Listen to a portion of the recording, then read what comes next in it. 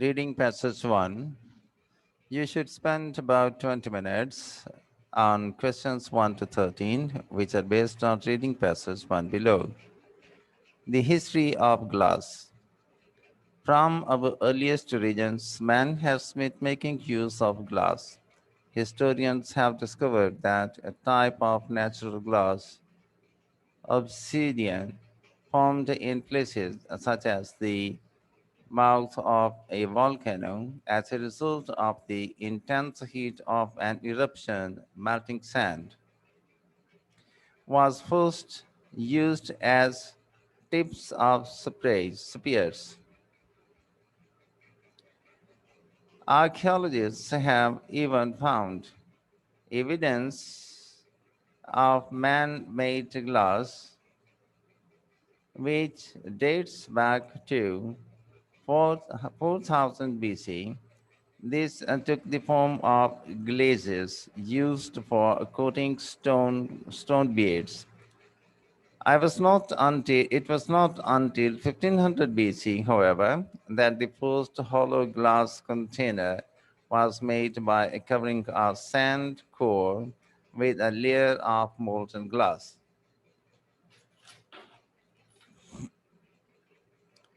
Glass blowing became the most common way to make glass containers from the 1st century BC.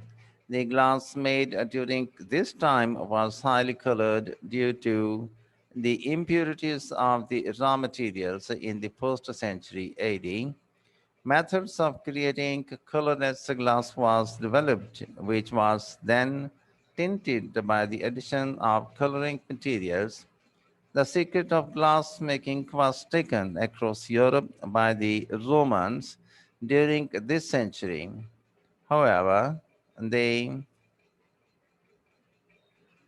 they guarded the skills and technology required to make glass very closely, and it was not until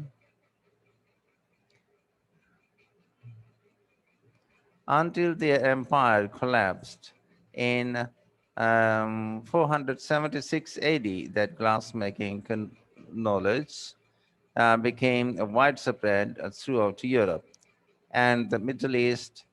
From the 10th century onwards, the Venetians gained a reputation for technical skill and artistic ability in the making of glass bottles, and many of the city's craftsmen left Italy to set up glass works throughout Europe.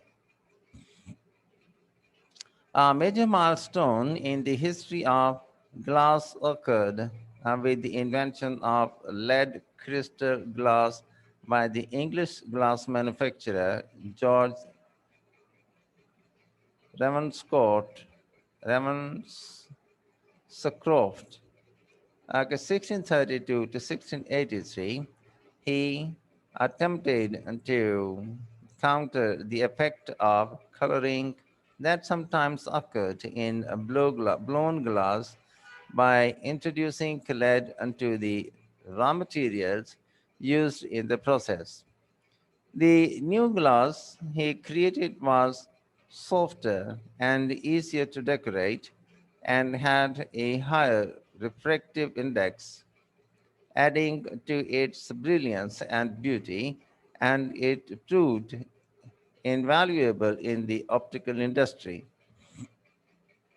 It is thanks to Ravenscroft's invention that optical lenses, astronomical telescopes, microscopes, and the like became possible.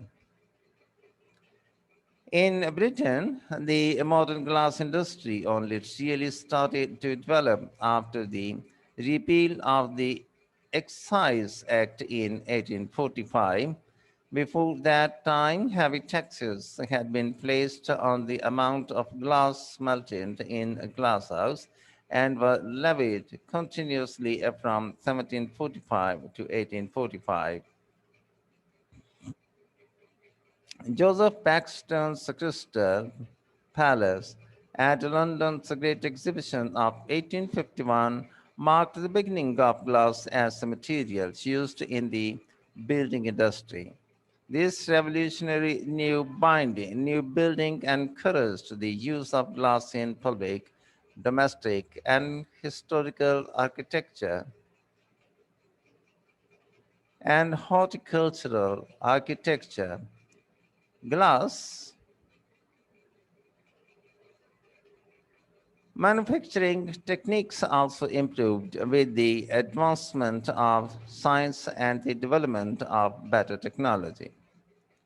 From 1887 onwards, glassmaking developed from traditional mouse blowing into a semi-automatic process after factory owner H.M. Ashley introduced a machine capable of producing 200 bottles per hour in Castleford, Yorkshire, England, more than 3 times quicker than any previous production method. Then in 1907, the first fully automated machine was developed in the USA by Michael Owens, founder of the Owen Bottle Machine Company. Later, the major manufacturers, Owens, Illinois, and installed in its factory. Owen's invention could produce an impressive 2,500 bottles per hour. Other developments followed rapidly, but it was not until the First World War, when Britain became cut off from essential glass supplies, that glass became part of the scientific sector. Previous to this, glass had been seen as a craft rather than a precise science. Today, glass making is big business. It has become a modern high-tech industry operating in a fiercely competitive global market where quality, design, and the service levels are critical to maintaining a market share. Modern glass plants are capable of making millions of glass containers a day in many different colors, with green, brown, and clear remaining the most popular. Few of us can imagine a modern life without glass. It features in almost every aspect of our lives, in our homes, our cars, and wherever we sit down to eat or drink.